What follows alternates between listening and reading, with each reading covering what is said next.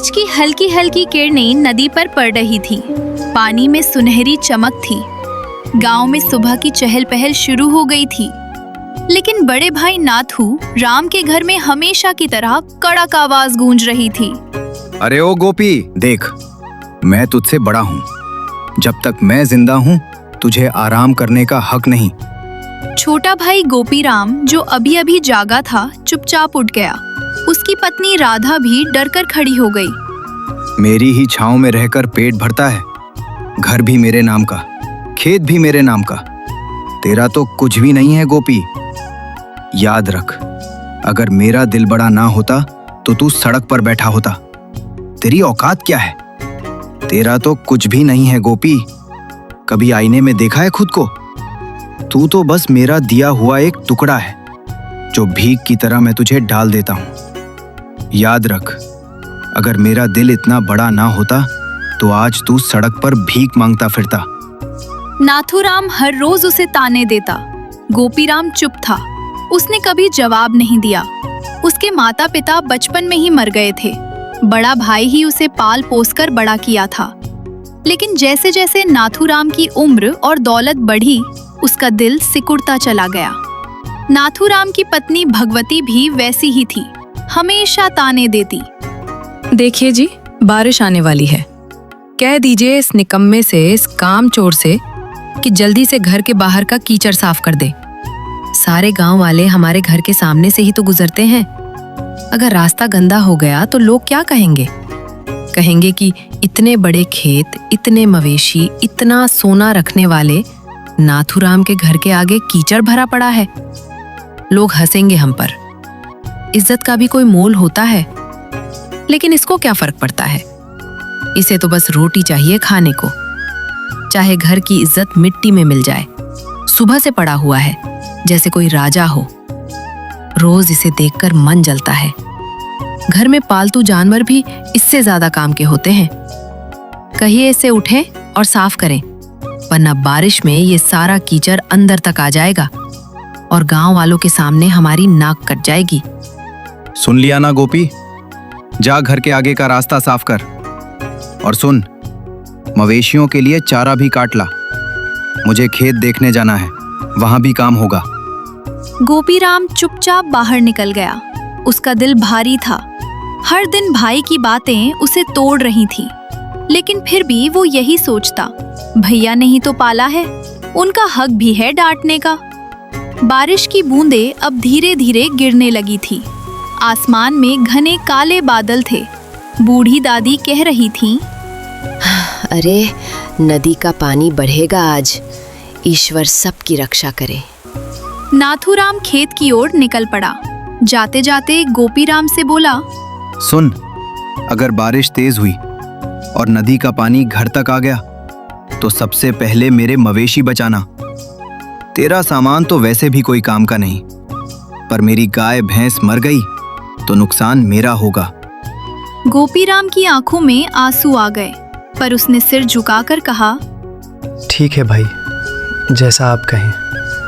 आपका हर हुक्म सर आंखों पर। और हाँ, अगर खाना खाने का मन करे तो पहले इन्हें खिला देना, तू बाद में खा लेना, समझा? ये कहकर वो चला गया। बारिश अब तेज होने लगी थी। आसमान में बिजली कड़क रही थी। गोपीराम ने जल्दी जल्दी घर के बाहर का रास्ता साफ किया। फिर मवेशियों के लिए चारा काटने चला गया।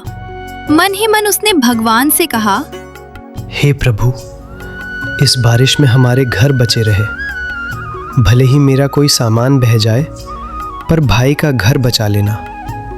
उनके पास तो सब कुछ है।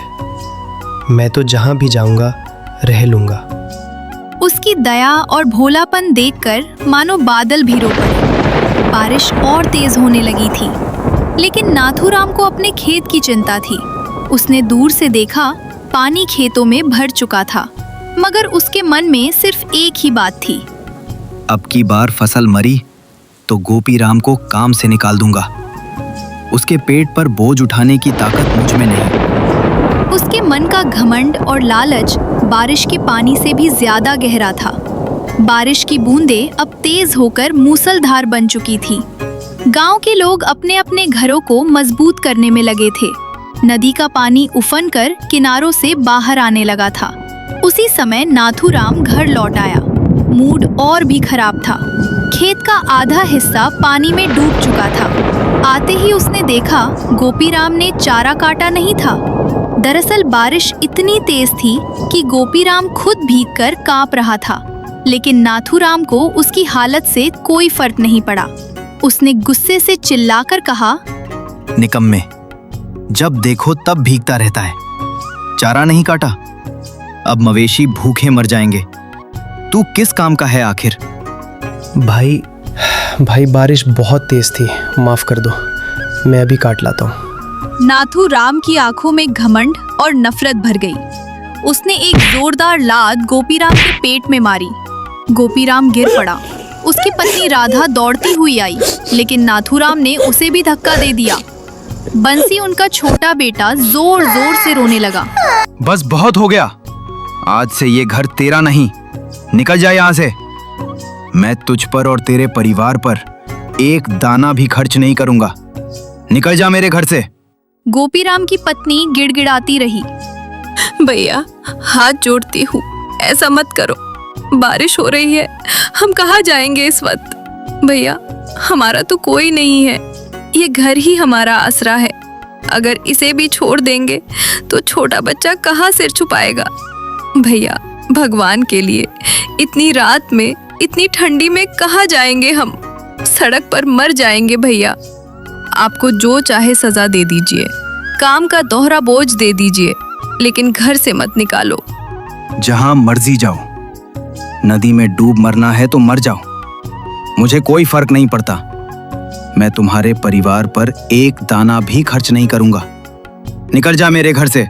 गोपीराम की पत्नी गिड़गिड़ाती रही।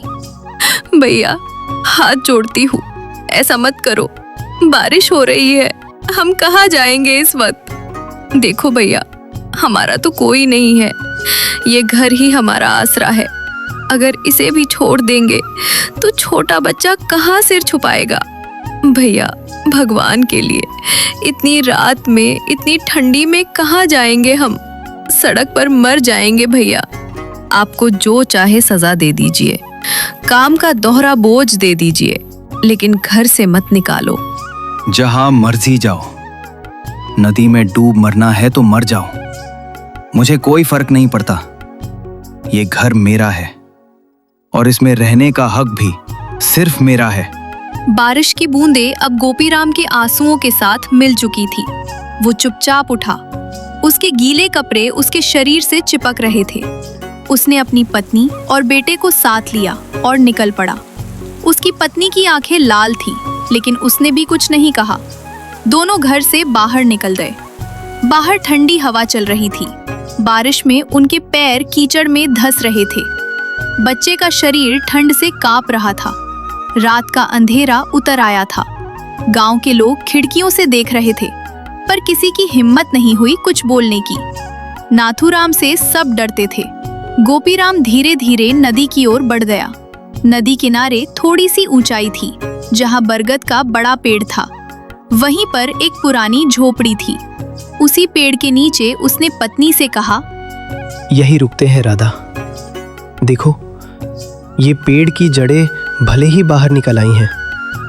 ये झोपड़ी भी पुरानी और टूटी फूटी है, लेकिन हमारे लिए ये भी किसी महल से कम नहीं है।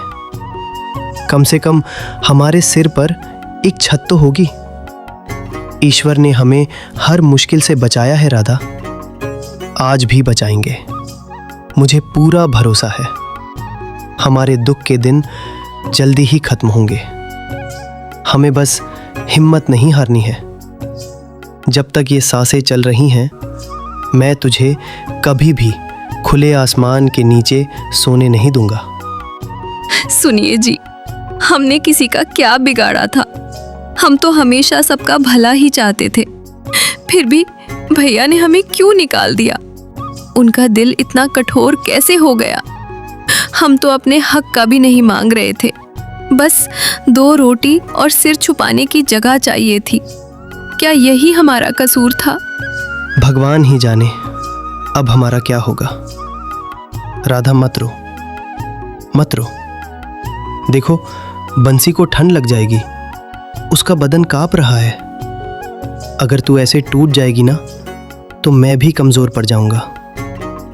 मैं अभी जाता हूँ गांव के बाहर, वहाँ पेड़ के नीचे सूखी घास पड़ी थी, वहीं ले आता हूँ। देख लेना, इसी बारिश में, इसी ठंडी रात में हम अपना घर सजाएंगे। हाँ, टूटी फूटी झोपड़ी होगी, दीवारों से हवा भी आएगी, लेकिन वो हमारा होगा राधा, सिर्फ हमारा। छोटा सा, लेकिन उसमें तेरा, मेरा और बंसी का सपना होगा। मुझे यकीन है भगवान हमें देख रहे हैं। एक दिन यही बारिश हमारी खुशियों की भीगी भीगी सौगात लेकर आएगी। वो उठा और घने अंधेरे में चला गया। उसकी पत्नी अपने भीगे बेटे को सीने से लगाकर बैठ गई। आसमान से बिजली चमक रही थी, बरगद के पत्ते झड़ रहे थे। पर उसी पेड़ के नीचे एक टूटे परिवार ने नया जीवन शुरू करने की ठानी थी। बारिश की बूंदें थमती नहीं थी।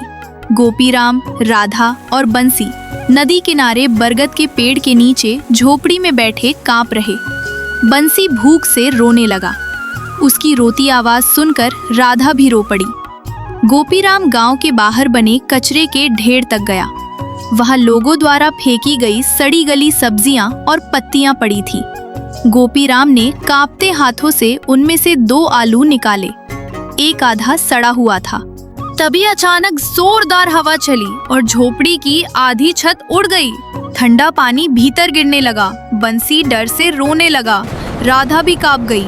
बारिश का कहर बढ़ता ही जा रहा था। हर तरफ अंधेरा, ठंडी हवा, बिजली की डरावनी चमक और उस वीरान झोपड़ी में 3 बेसहारा लोग।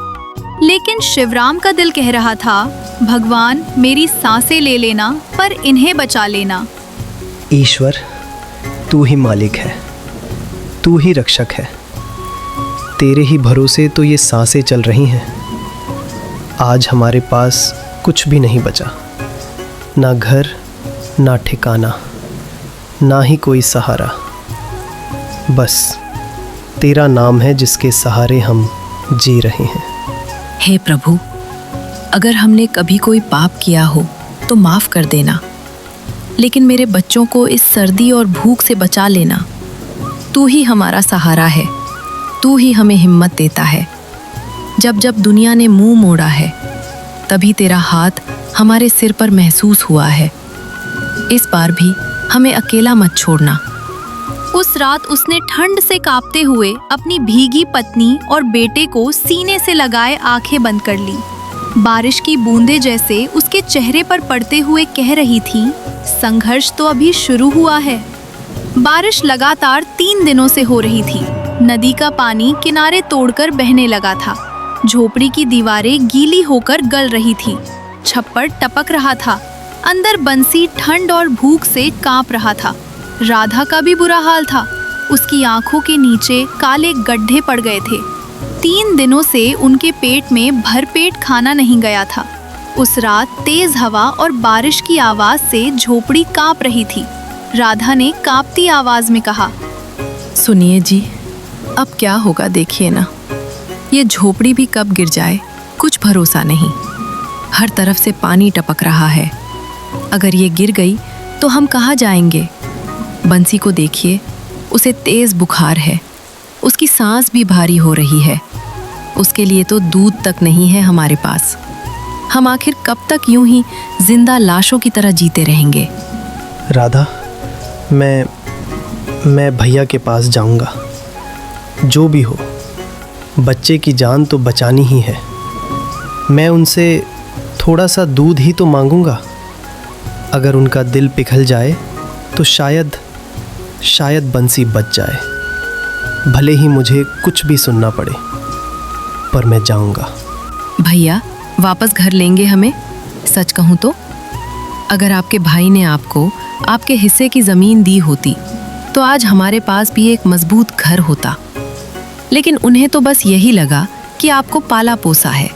तो आपके माँ बाप के हिस्से की जमीन पर भी उनका हक है। उन्होंने तो कभी ये जरूरी ही नहीं समझा कि वो जमीन आपकी भी थी। और आपने भी तो कभी अपना हिस्सा नहीं मांगा। क्यों? क्या हमारी जिंदगी की कोई कीमत नहीं? राधा, भैया ने मुझे पाला पस कर बड़ा किया है। मेरे माता पिता के मरने के बाद उन्होंने ही तो मुझे सहारा दिया। अगर इस एहसान के बदले उन्होंने मेरी ज़मीन ले ली तो क्या हुआ? मैं भाई से कभी अपना हिस्सा नहीं लेना चाहता। जो दिया ईश्वर ने दिया, जो नहीं दिया वो भी उनकी मर्ज़ी। अगर मेरे नसीब में होगा तो ईश्वर खुद देंगे, लेकिन मैं अपने भाई से कुछ मांग कर उनका सिर झुकाना नहीं चाहता। पर आज बच्चे की जान बचाने के लिए मुझे उनकी मदद लेने जाना ही होगा। गोपी राम के दिल में भी यही उम्मीद थी। वो रात में ही अपना निकल पड़ा। रास्ते में घुटनों तक पानी था। बिजली की चमक में सब और भी डरावना लग रहा था। गांव के कच्चे रास्तों पर फिसलन थी, लेकिन उसके कदम नहीं रुके। वो भाई के घर पहुंचा। दरवाजा बंद था। अंदर से बातों की आवाज आ रही थी। अंदर नाथूराम अपनी पत्नी भगवती के साथ बैठा गर्म दूध पी रहा था। भैया, भैया दरवाजा खोलो। अब ये कौन आ गया इस तूफानी बारिश में? दिन भर की मेहनत के बाद चैन से बैठा भी नहीं जाता। हर वक्त कोई ना कोई मुसीबत दरवाजे पर आ खड़ी होती है। कौन होगा इतनी रात को? और अगर भीग भी रहा है तो मुझे क्या? सबको मेरी ही चौखट दिखती है क्या? जाओ जहां जाना है, मुझे कोई मतलब नहीं। जाके मरे बाहर। नाथूराम उठा, दरवाजा खोला। सामने गोपीराम को देखकर उसका चेहरा तमतमा गया। उसने तिरस्कार भरी नजरों से पूछा, क्यों आया है यहाँ? क्या चाहिए तुझे इस वक्त? दिन हो या रात, हर वक्त भीख मांगने चला आता है। जैसे हमारी ही छाती पर मूंग दलनी है तुझे। बोल क्यों आया है? भैया, बंसी को तेज बुखार है। 3 दिन से बारिश में भीगा पड़ा है। उसका पूरा बदन ठंडा पड़ रहा है। उसके पास ओढ़ने को कुछ नहीं है, खाना भी नहीं है। झोंपड़ी कभी भी गिर सकती है। भैया, कुछ अनाज दे दो, कोई पुरानी चादर ही दे दो। बच्चा है भैया, उसकी जान बचानी है। हम कहीं और नहीं जाएंगे, बस उसकी सांसें चलती रहे। इतनी सी दया कर दो। आखिरकार वो टूटे दिल से भीगे कपड़ों और खाली हाथों के साथ फिर उसी नदी किनारे की झोपड़ी में लौट आया। राधा ने उसके चेहरे की हालत देख ली। उसने कुछ नहीं पूछा। दोनों की आंखों से आंसू चुपचाप बहते रहे।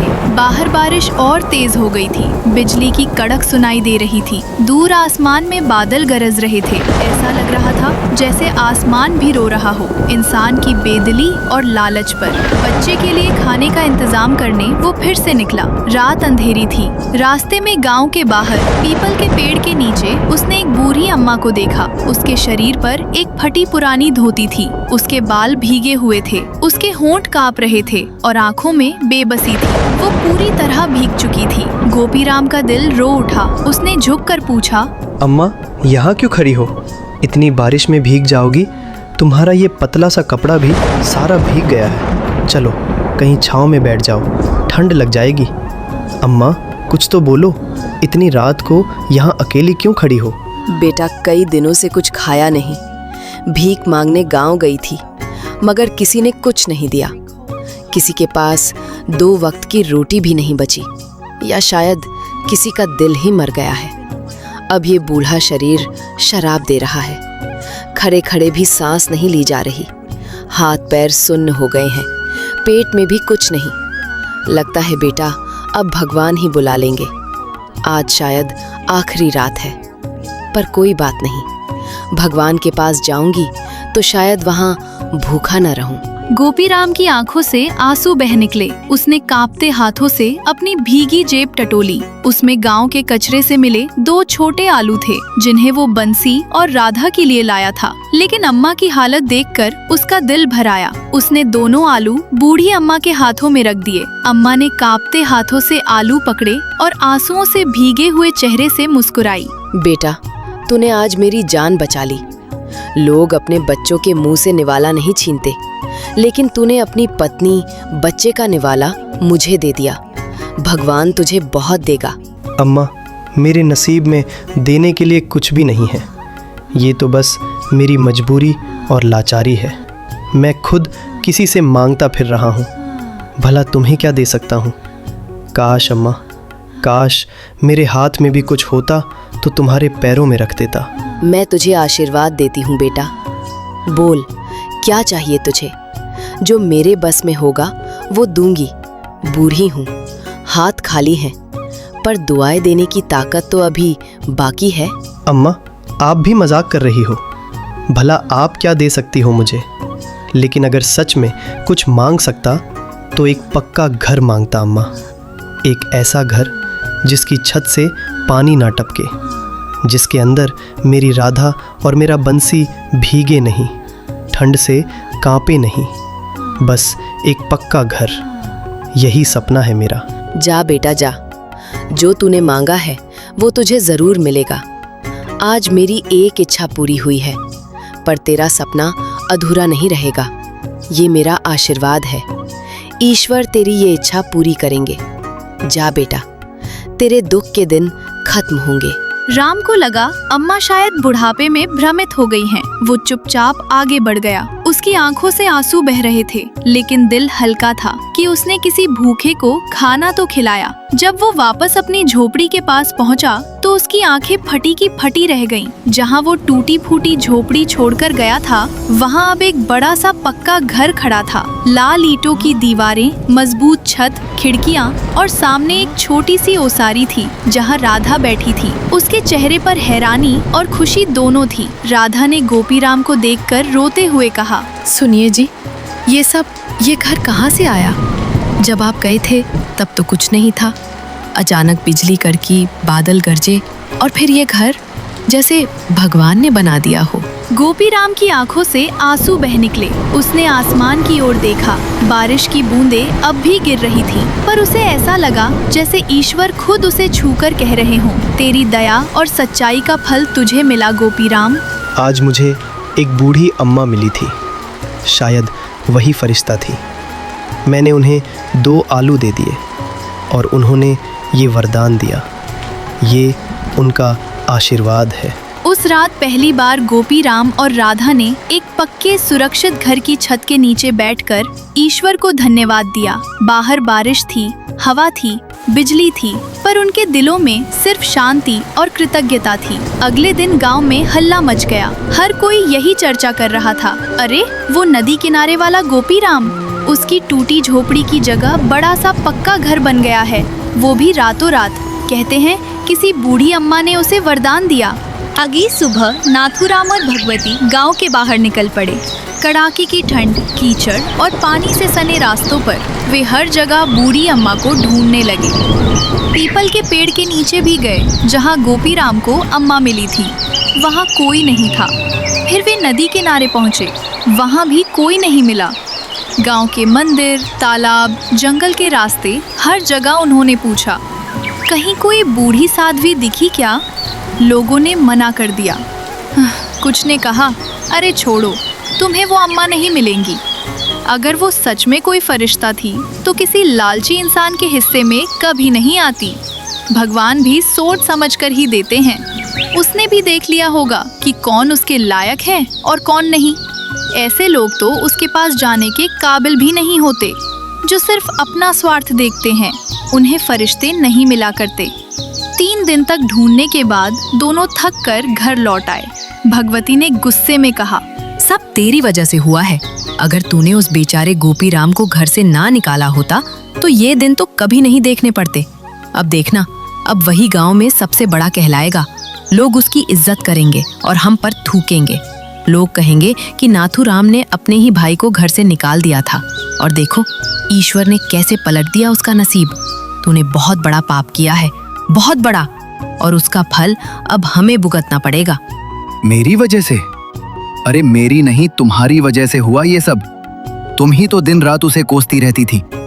कभी उसकी गरीबी का ताना देती, कभी उसके निकम्मेपन का।